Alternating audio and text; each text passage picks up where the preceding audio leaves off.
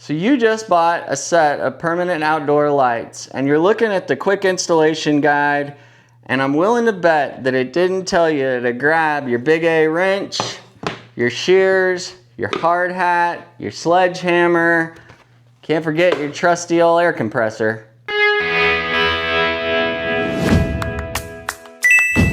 Okay, so maybe that's a little bit of an exaggeration. However, you do need a few extra things if you really want to make your permanent outdoor lights install look professional and actually be permanent.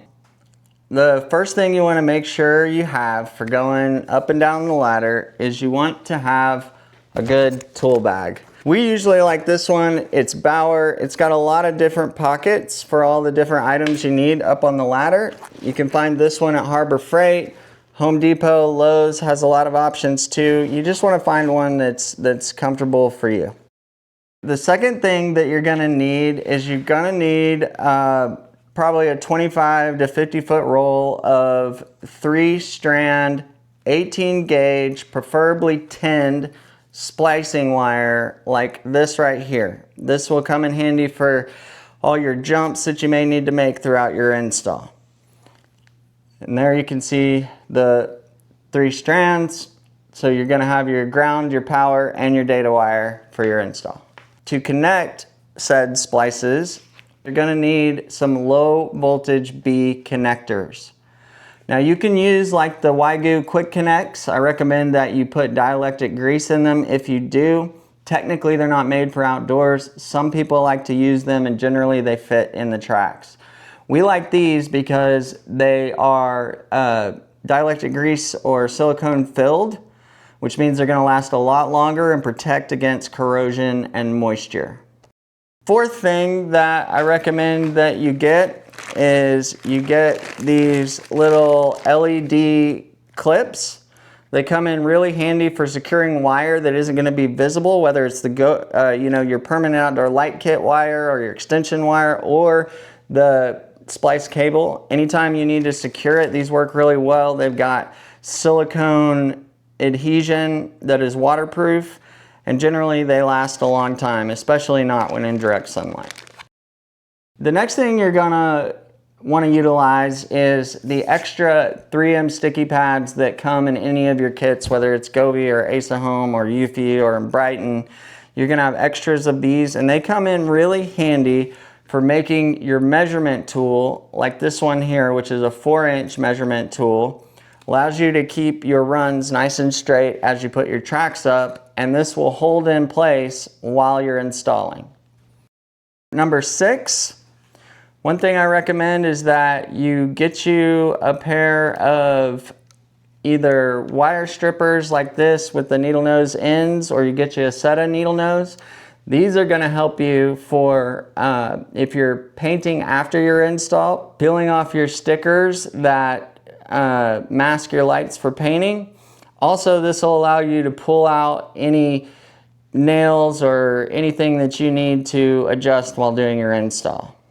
What we do at Lively Lighting Co. is prior to install is we like to mask all of our lights, and so you can get yourself a roll of these 1.25" or 1.5" or even 1 inch works okay, to mask your lights before you put them up. So you want to do this on the ground. You want to mask all your lights on the ground, and that way once you put up your track lights and fittings and then you go back and as you're painting, you would remove these stickers as you're painting.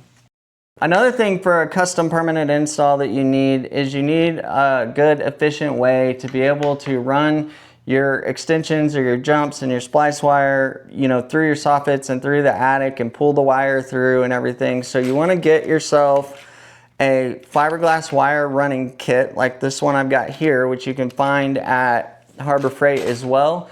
We'll have all the links and descriptions of all the items that I'm going to show you here today in the description below. But this comes in really handy. These you can drill your hole into the soffit, fish these up through, tape your wire to the end of it, and pull your wire back through. So these are like gold. Another item you need is, of course, you need a drill, and I recommend that you get a 3/4 inch step bit. Now this is going to allow you to drill your custom wire running through the attic holes up through the middle of your track system, so they're confined and hidden inside the track. And it's also going to give you the perfect size hole that's just big enough for the connections and the drivers and the extensions, anything you need to fit through that hole. And then of course, probably the most important thing you need for the whole install is you need yourself a good 18 gauge brad nailer. We typically use the Ryobi ones. They're the most lightweight in most cases that we found. And then you want to use, you know, inch or inch and a half brad nails if you're installing on wood soffits or if you're installing on hardy board. This will hold your track in place really well. Or if you've got vinyl or metal soffits, you want to get yourself a magnetic 1/4 inch bit and these number 8 3/4 inch zip screws. And then lastly, I definitely recommend that you get yourself a good pair of these multi-purpose shop scissors. You can find this particular pair at Harbor Freight, or you can go on Amazon. There's some even more hardy, better options out there if you want to spend a little bit more money. But these will allow you to cut and customize your track while you're up on the ladder to make any cuts you need during your install.